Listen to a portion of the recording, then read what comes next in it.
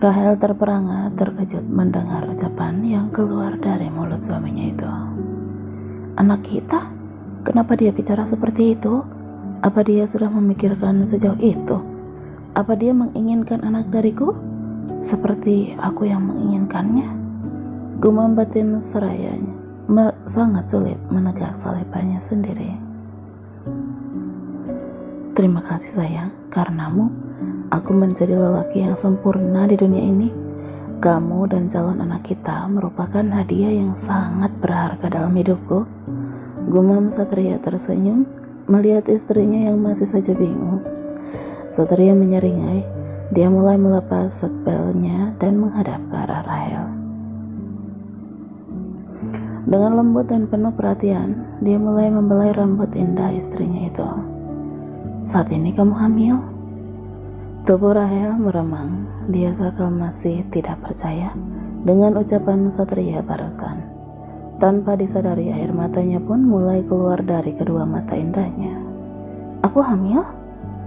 Tanya Rahel, memastikan seraya menunjuk dirinya sendiri. Anggukan kepala Satria membuat tangis haru istrinya pecah, perasaan bahagia yang menyelimuti dirinya. Sudah, jangan menangis lagi. Satria mengusap air mata Rahel yang membasahi pipinya. Kenapa kamu menyembunyikannya? Tanya Rahel dengan bibir manyunnya. Satria menyeringai. Tanpa banyak bicara, dia pun melumat bibir mungil istrinya yang begitu menggoda. Dari kejauhan, Doni dan kawan-kawannya memperhatikan sekelilingnya. Mereka memastikan kedua bosnya dalam posisi yang aman. Kenapa si bos berhenti? Gak usah sok tahu dan gak usah cari tahu. Tugas kita mengawal dan menjaga keselamatan mereka, oke?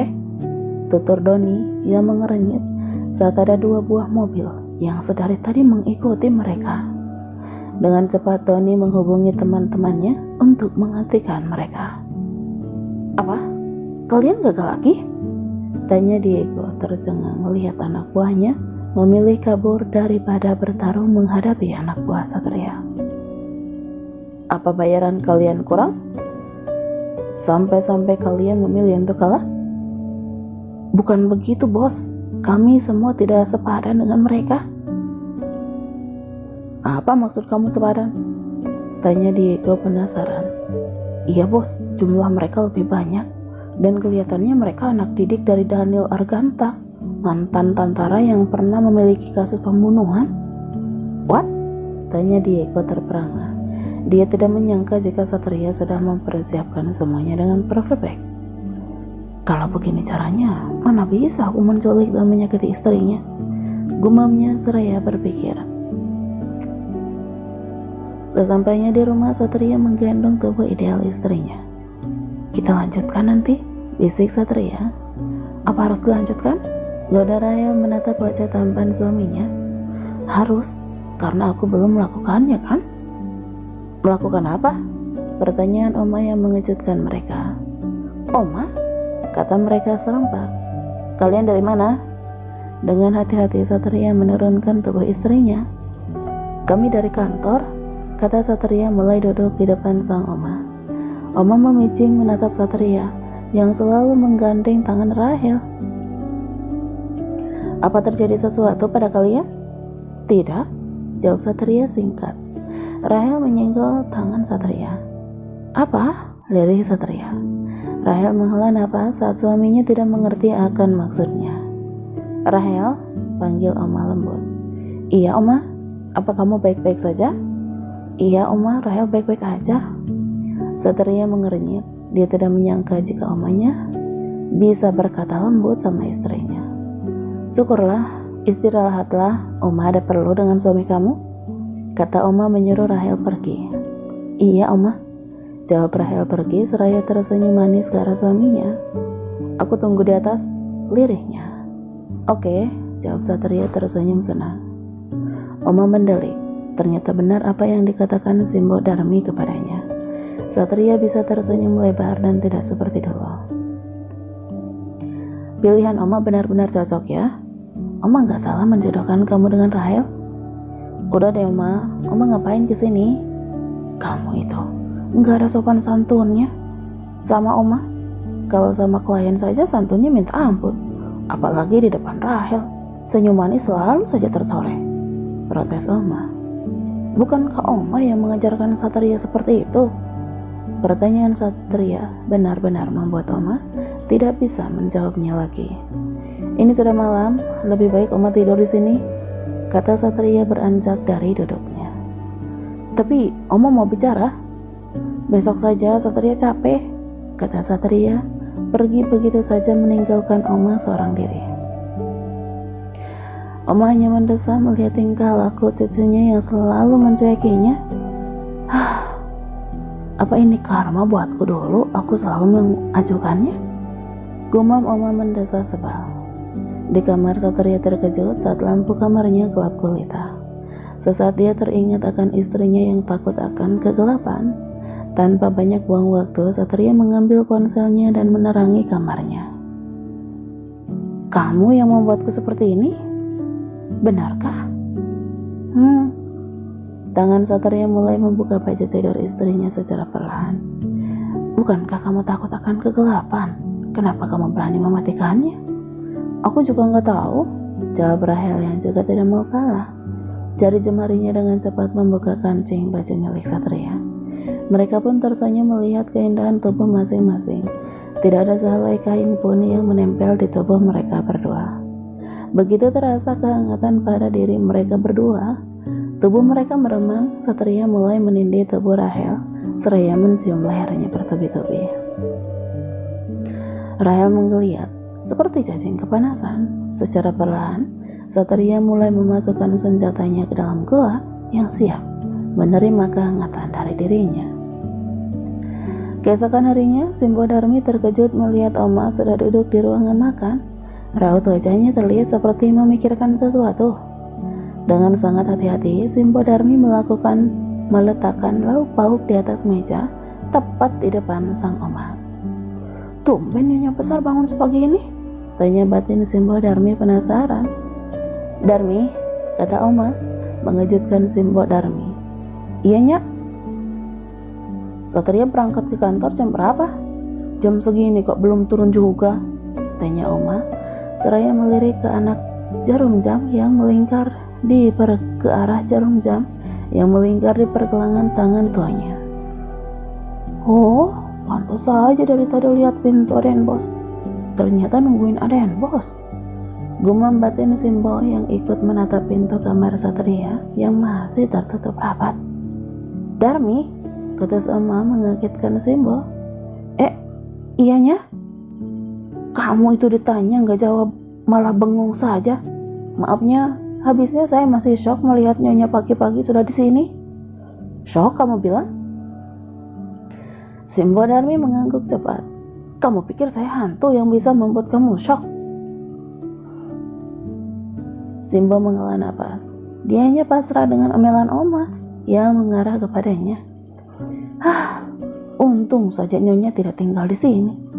Kalau tinggal di sini, telingaku bisa pengar mendengar omelannya setiap hari. Di depan Nona Bos saja nggak banyak ngomong. Coba sama bawaan sepertiku, kata batinnya menggerutu. Kenapa diam? Tanya Oma, membuyarkan lamunan Simbo. Iyanya, kamu itu dari dulu nggak pernah berubah-berubah. Kok bisa Satria memperkerjakan kamu? Ya karena Aden Bos kan beda sama Nyonya. Oma terengah-engah dengan ucapan Simbo Darmi yang selalu membantahnya. Tepukan kipas pun melayang di bahu Simbo. Kamu itu selalu membandingkan saya dengan cucu saya. Bagaimana kalau Rahel mendengarnya? Habisnya Nyonya duluan yang mulai. Sudah, mendingan kamu buatin aku kopi pahit. Bisa-bisa darah tinggiku kumat bicara dengan kamu. Simbo hanya tersenyum tipis. Baik Nyonya besar, kata Simbo Darmi, pergi meninggalkan Oma seorang diri. Padahal ini sudah jam 7. Kenapa dia belum turun juga? Gerutu Oma selalu memandang pintu Satria yang masih saja tertutup. Di kamar, Satria tidak berhenti memandang wajah cantik istrinya yang kini tersenyum di hadapannya. Jari jemari tangannya yang mulus begitu lihai memakai kandasi untuk Satria. Kenapa senyum-senyum seperti itu? Lirik Rahel yang menangkap bahasa suaminya yang memperhatikan dirinya. Apa aku harus menjawabnya? Tanya Satria, seraya menyapu rambut indah milik Rahel. Iya dong, biar baby kita mendengar suara manis dedinya, kata Rahel dengan manja. Satria tersenyum senang akan rayuan istrinya yang begitu menggemaskan. Bisa saja. Satria mencubit pelan hidung mancung istrinya. Ayolah katakan, rengek Rahel dengan manja. Rahel mengerling saat Satria mengecup bibirnya. Bukan ini, kata Rahel, mencubit pinggang suaminya. Au, sakit, kalau Satria memegang pinggangnya. Habisnya kamu selalu begitu, ucapnya cemberut. Iya, aku minta maaf. Udah, jangan manyun gitu dong. Rayu Satria mencubit pipi istrinya dengan pelan. Enggak, jawabnya ngambek. Kenapa enggak? Kamu mau anak kita mendengar suara maminya kalau ngambek? Ancam Satria yang melihat istrinya mengernyit. Kamu nih, pinter banget ya memutar keadaan. Rahel memicing dan tersenyum tipis melihatnya. I love you. Satria mengecup kening Rahel dengan lembut. I love you tuh sayangku. Senyum manis mereka pun tertoreh. Kebahagiaan terpancar pada diri mereka. Kalau ingin sesuatu dan mengharuskan kamu untuk keluar dari rumah ini, please, ajak mereka semua, ucap Satria dengan lembut. Aku berasa seperti tahanan, tahu nggak? Kemana-mana harus dibatasi, diikuti banyak orang lagi, ucapnya cemberut. Satria menghela napas, kedua tangannya menopang di pinggang, seraya tersenyum tipis menatap istrinya. Bandel banget dibilangin. Iya, tapi kamu juga nggak boleh main mata dengan perempuan lain, meskipun itu sama Dinda, ucapnya, merapikan rambut suaminya yang sedikit berantakan. Rahel tidak berhenti mengerjap. Tatapan mata suaminya membuatnya bingung. Kenapa? Tanyanya terkejut saat Satria meraih pinggangnya. Apa kamu ingin menggodaku lagi? Rahel mengernyit. Dasar otak ngeras, siapa juga yang menggodamu? Satria saat sangat senang menggoda istrinya. Jangan cemberut lagi, aku nggak mau melihatnya, ucap Satria memegang kedua pipi cabai istrinya. Iya, ingat pesanku yang tadi? Iya, kamu juga? Iya sayang, kita sarapan. Sebenarnya ada apa lagi, Ma? Kenapa kita disuruh datang ke sini? Apa Satria tahu tentang ini? Pertanyaan Mama Rita yang tidak mendapat respon sama sekali dari sang oma. Tangan tuanya begitu sibuk mencoret-coret kertas yang ada di meja. Semua mendelik ingin tahu apa yang digambar oleh sang oma.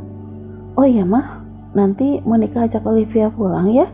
Besok kan hari Minggu, Monica ingin mengajaknya jalan-jalan, ucap Monica berharap. Kamu hubungi papa kamu dulu, Mama gak berani mengambil keputusan, jawab Mama Rita lirih. Ma, cuma 1 hari aja, kami ingin meluangkan waktu bersama Olivia.